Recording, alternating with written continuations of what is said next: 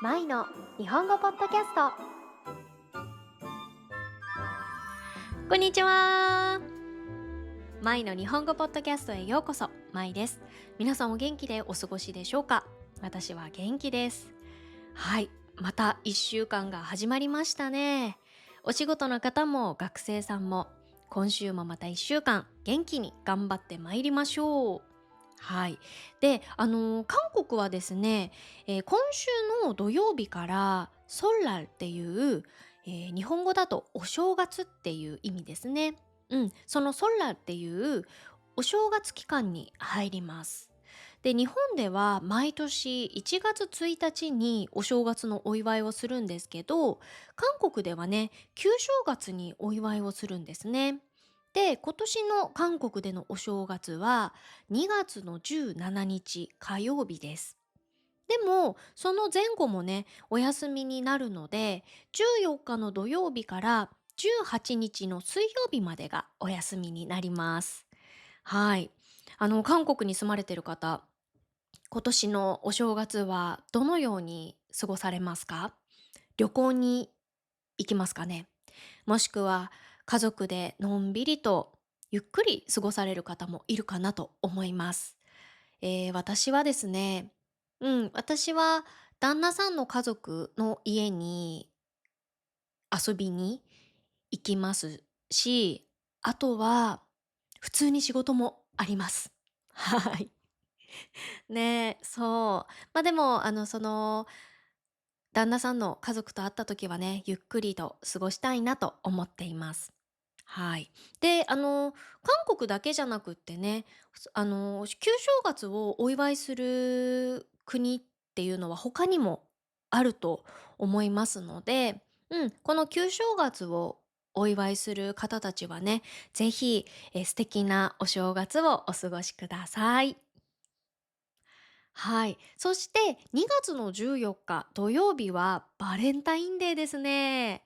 皆さんはバレンタインデーって聞くとどんなイメージがありますか？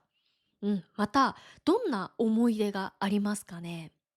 女性の方だったら好きな男性に勇気を出して告白したっていう思い出があるかもしれませんし、男性であればチョコレートをもらって嬉しかったなっていう経験がある方もいるかなと思います。はい。で、あと国によってはね、男性から女性へお花とかのプレゼントをする方もいらっしゃると思います。はい。そこでですね、今日は日本のバレンタインデーについてお話ししていこうかなと思います。で、昔のバレンタインデーはどんな感じだったのか、そして私自身のバレンタインデーの思い出、それから、最近の日本ではバレンタインデーをどのように過ごしているのかっていうね、この辺を詳しくお話ししていけたらなと思いますので、ぜひ最後まで聞いていただけると嬉しいです。まず、バレンタインデーといえば皆さんご存知かと思いますが、日本ではバレンタインデーの日は、女性が好きな男性にチョコレートを渡す日っていうイメージがあります。で、調べてみたら、日本では1960年代に森永製菓っていう日本の大手お菓子メーカーがバレンタインデーを大々的に宣伝したことで、それが全国に広まったそうです。そして1970年代に入ると、チョコレートの年間売上の多くがバレンタインデーに集中するほど大きなイベントになったと言われています。当時の日本では恋愛で女性から告白するっていうのが珍しかったようなんですね。なので、この日だけは、このバレンタインデーだけは、女の子が気持ちを伝えてもいいんだよっていう設定がとても新しかったので、国民からね、受け入れられたそうなんですね。で、これによって、バレンタインイコール女性から男性へチョコを渡す日というのが一気に定着したそうです。つまり日本のバレンタインっていうのは文化っていうよりもかなりうまくいった広告の成功例なんですね。で、私が保育園に通っていた時の、バレンタインの思い出があるんですけれども、私がね、年長さんの時の話です。で、この年長さんっていうのは、日本の幼稚園や保育園で一番年上のクラスを年長と言います。はい。で、私がね、年長さんの時に、同じクラスに、好きな男の子がいたんですよ。はい。加藤くんっていう男の子だったんだけど、懐かしい。そう、当時、加藤くんのことがすごく好きだったんですね。それで、バレンタインの日に加藤くんにチョコレートをあげたいって思っていたんです。で、それをお母さんに言ったんですね。そしたらお母さんが、うん、わかった。じゃあ加藤くんにもチョコレートあげようね。でも、もらえない子もいるかもしれないから、全員、男の子全員にチョコレート買ってあげようって言われたんですよ。で、私はその時に、全員やだ、私加藤くんだけにあげたいって言ったんですよ。なんで全員にあげなきゃいけないのって。そしたらお母さんが、だってもらえない子がいたらかわいそうじゃないって。だから他の男の子たちにも買ってあげようって言われて。で、って思って。でもまあ、仕方ないかと思ってね。そう。で、もうクラスの男の子全員にチョコレート買ったんですよ。そう。でも、私は加藤くんにあげるチョコレートと、その他の男の子のにあげるチョコレートをしっかりと区別したかったので、加藤くんにはめっちゃでかいハートのチョコレート買って、で、他の男の子たちにはめっちゃちっちゃいハートのチョコレートを買ったんですよ。そう、もうはっきりさせるためにね。うん。だから加藤くんもね、気づいたでしょうね。あれって、僕のだけハートがでかいって多分思ったと思うんですけれども、そう、それをね、買ったっていうのを今でもはっきり覚えていますね。うん、懐かしいです。で、この好きな人にあげるチョコのことを本命チョコと言います。で、本当に好きな人にあげたり、あとは恋人にあげたりします。そして私が加藤くん以外の男の子たちにあげたチョコは義理チョコと言います。で、この義理チョコっていうのは恋愛感情はない相手にあげるチョコのことで、ありがとうとか、お世話になっていますっていう意味で渡すことが多いです。なので、職場の上司だったり、同僚、あとは学校の先生とかクラスメートにあげることが、まあ一般的に多いかなと思います。でも、この義理チョコなんですが、最近では義理チョコハラスメント、略してチョコハラっていう言葉が生まれて、問題になりました。で、このチョコハラっていうのは、主に職場などで、バレンタインデーの義理チョコをあげる、もらうっていうことを当然のように求められることで生じるストレスだったりプレッシャーのことを言います。はい。で、配らないとイメージが悪いとか、あとはお返しをしなきゃいけないとかね。うん。本来は気持ちであげるはずのチョコが、業務だったり、義務みたいになってしまって、これがね、問題視されました。そのため最近の日本では義理チョコを禁止する会社も増えてきていて、バレンタインは個人の自由っていう風に考える人が多くなってきています。あとはチョコの値段が上がったっていうこともあって、大勢に配るっていうのは金銭的にも負担が大きくなっています。そして2018年には有名なチョコレートブランドのゴディバが日本は義理チョコをやめようというキャッチコピーの入った広告を新聞に掲載して、それが大きな話題となりました。義理チョコの準備に疲れてしまった女性たちを応援して、そしてバレンタインを純粋に気持ちを伝える日に戻そうっっていうことをね、目的としたメッセージでした。で、これが SNS では本当にそう思うっていう賛同の声が多く上がる一方で、男性からの寂しがる声や、あとはこの会社のやり方について様々な意見がたくさん出てね、話題になりました。そして面白いことに、韓国にもこういった文化があるそうなんですね。旦那さんも新入社員の時に会社で義理チョコを配っていたそうなんです。で、同じ部署に40人くらいいて、どこかこう義務のような感じで配っていたそうなんですよ。それがね、不思議だなって思いましたね。こう韓国にも、あ、こういう文化あるんだなって思いました。それで旦那さんが入社2年目になった頃、新人が入ってきたそうなんですね。その時にある新入社員の女性がチョコレートを配ってたんですけど、そのチョコレートがチョコミント味だったみたいで、こう部署の人たちは「え、これ何味？」って言って、こう誰も食べなかったみたいなんですね。でも旦那さんだけは「え、これ何これ、めちゃくちゃ美味しい」って言って感動してね、食べてたみたいなんですよ。そしたらそれを見た同僚とかが「え、じゃあ僕のもあげる。あ、僕のもあげるよ。うん、よかったら食べて」って言って、みんなこっそりそのチョコミントを渡してきたそうなんですよ。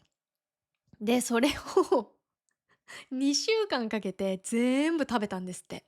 そしたら体重が3キロも増えたそうです。で、それが今も戻ってないらしいです。はい。今お話しした本命チョコと義理チョコの他にも、友チョコっていう文化もあります。で、この友チョコっていうのは、バレンタインデーに友達同士で贈り合うチョコのことを言います。で、これはいつもありがとうとか、友達でいてくれてありがとうっていう気持ちを伝えるっていうのが、目的で、で、この友チョコの特徴は、手作りチョコがまず多いです。で、もうラッピングにも力を入れるので、すごく可愛いラッピングをします。そして、お返しっていうのは、そんなに強く求めていない子が多いです。あとは、この友チョコは女の子同士で交換することが多いです。で、私が中学生、高校生の時は、女の子が男の子に告白するっていう意味合いよりも、友チョコがすごく流行っていましたね。うん。なので、私も仲のいい女の子たちにはね、こ毎年友チョコを作って渡していました。で、でもね、正直、私実はお菓子作りが大っ嫌いなんですね。そう、お菓子作りが嫌いなんですけど、でもみんな美味しいお菓子を作ってきてくれるんですよ。なので、そのみんなからの友チョコをもらいたくって、いっつも私も頑張ってチョコレート作っていました。あともう一つ、これはですね、私が中学生の時の、バレンタインエピソードなんですけれども、中学2年生の時だったかな。うん。で、当時ね、私は好きな男の子がいたんですね、同じクラスに。で、しかも、その好きだった男の子と隣の席だったんですよ。で、ちょうどその隣の席だった時に、バレンタインがあったんですね。で、これはチャンスだ。渡さなきゃチョコって思ったんですよ。でも、なんか本命チョコって思われるのがすごく恥ずかしくって。なので、義理チョコっていう形で渡そうって決めたんですね。うん。ね、素直じゃないですよね。好きですって言ってね、渡せばいいのに、当時はね、もう恥ずかしくって、もう絶対に嫌だって、恥ずかしいって思ってたんですね。うん。で、その義理チョコを、その好きな子だけにあげるのはちょっと変だなと思ったので、その隣の席の好きな子の後ろの席に座っていた男の子にもあげようって、2人にね、あげようって決めたんですよ。で、それをバレンタインの前に2人には伝えておいたんですね。あ、バレンタインの日、2人に義理チョコあげるよって。ね。本当に偉そうにね、素直にさ、言えばいいのに、何が義理チョコあげるよってね。そう、でも恥ずかしかったからね。そう、で、あげるよって言って伝えたんですよ。それで、もう一生懸命、チョコをね、作ったんですよ。それで、結構美味しいチョコレートが出来上がって、それをね、バレンタイン当日に2人にあげたんですね。そしたら、「あ、ありがとう」って、ちょっと後で食べるねって言って受け取ってくれたんですね。それで、日本では、そのバレンタインを、バレンタインにチョコをもらったら、その1ヶ月後、3月14日のホワイトデーっていう日なんですけど、ホワイトデーにお返しをするっていう文化があるんですね。で、私はそのホワイトデーがすっごい楽しみだったんですよ。もう、何もらえるのかな、どんなものくれるのかなって、もうすごいワクワクドキドキしていたんですね。それで、次の月、3月になってホワイトデーの日、すごい楽しみにしていたら、まさかのその好きな男の子から何にももらえなかったっていう。もうね、なんかもう、「あ、ごめんね、忘れちゃった」とかそういうのも全くなくって、ほんとになんにももらえなかったんですよ。で、私結構それショックで、「えっ！」と思って。で、逆に全く期待していなかった、その後ろの席の男の子が、あの、ホワイトデーのお返しをくれたんですね。しかもなんかすごい立派な、なんかお菓子のセットみたいなのをくれて、で、その時に、「あ、バレンタインの時チョコ作ってくれてありがとう。すごく美味しかったよ」って言って渡してくれたんですよ。で、それがすごい、もう想像していなかったので、すごく感動したのと、うん、あとはやっぱりこの好きな男の子に対して、ちょっと好きっていう気持ちが少し冷めちゃった。で、逆にその後ろの席の男の子のイメージがぐーんって上がったっていうね。そんな思い出がありますね。はい。で、この話をね、私旦那さんにしたんですよ。そしたら旦那さんが、「え、それって必ずお返ししなきゃいけないの？」って言ってきたんですね。で、旦那さんは今までチョコレートをもらってきて、今まで一度もお返しをしたことがなかったみたいなんですね。そう。で、もらったからって返したらそれ意味なくないって言われたんですよ。で、それ聞いてもう私は、最低。そんなの女の人たちに嫌われるよって言っちゃいましたね。あ、でもこれが今の時代はチョコハラになるのか。この発言ちょっとハラスメントですよね。なんでよ、義理チョコあげたのに、なんでお返しくれないのって言ってるみたいになりますもんね。ああ、気をつけなきゃダメだ。でも、皆さんはどう思いますか？もらったら、そのお返しはした方がいいんじゃないって思いますか？それとも、いや、お返しはする必要ないんじゃないって思いますかね？じゃあどうして日本ではバレンタインのお返しがあるのかっていうと、さっきも言ったように3月14日がホワイトデーっていう日なんですね。なのでこの日にバレンタインデーにチョコレートをもらった人がお返しをするっていう日なんです。で、日本では基本的に男性から女性へお返しをする日として定着しています。じゃあどうやってこのホワイトデーが生まれたのかっていうと、このホワイトデーっていうのは日本で生まれたイベントみたいなんですけど、1970年から80年代にあるお菓子メーカーがバレンタインにバレンタインにチョコレートをもらったらお返しをしようっっていう宣伝をね、したのがきっかけだそうです。で、最初は白いキャンディーとか、あとマシュマロとか、あとはクッキーとかね、うん、こういうちょっと白いお菓子を返す日として広まって、そこから名前もホワイトデーっていう名前になったそうです。そのホワイトデーが日本で一般的になった理由っていうのが、もらったら返すっていうこのお返しの文化が日本は強いからなんですね。なので、こうバレンタインの時にもらったら3月14日にお返しをするっていう男性が多いんですね。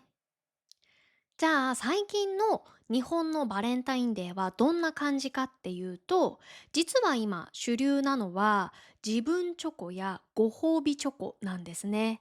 で、これがどんなチョコなのかっていうと、人にあげるのがもったいないくらい高級で有名なブランドの限定チョコを1ヶ月間頑張った自分にプレゼントをするっていうものなんですね。はい。で、実際に2026年現在、日本の百貨店のバレンタイン特設会場に来る人の多くが、これが目的なんですって。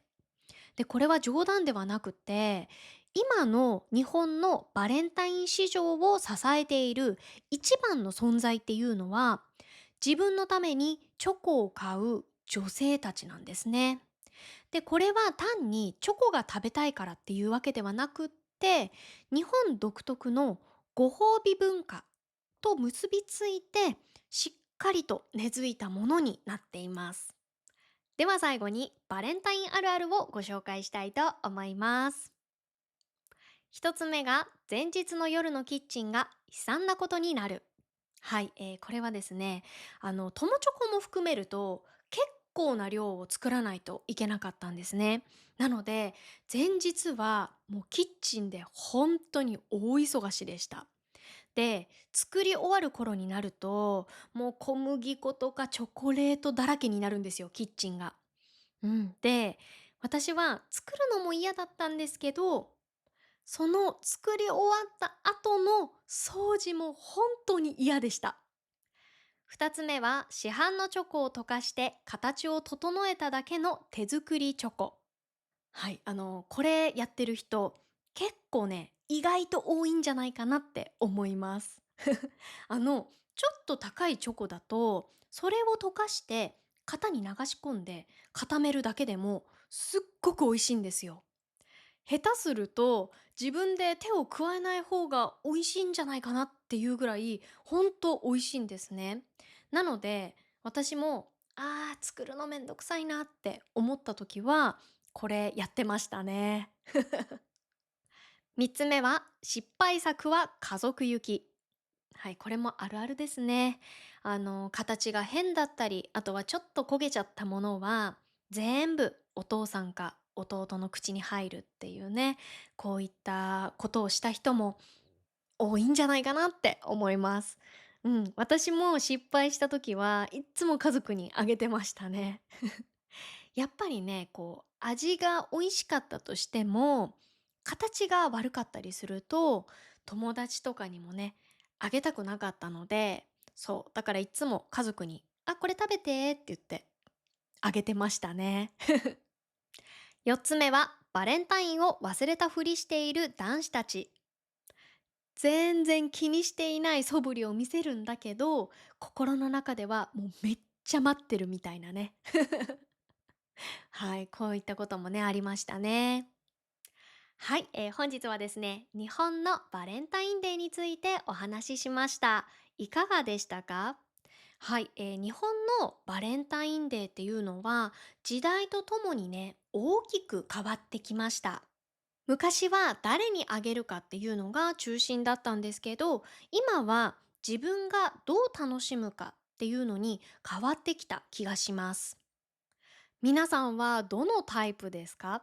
本命派ですか？それとも友チョコ派？それとも自分にご褒美派ですかね？よかったらコメント欄でぜひ教えてください。本日も最後まで聞いてくださってどうもありがとうございました。皆さんにとって幸せなバレンタインになりますように。それではまた次のポッドキャストでお会いしましょう。バイバーイ。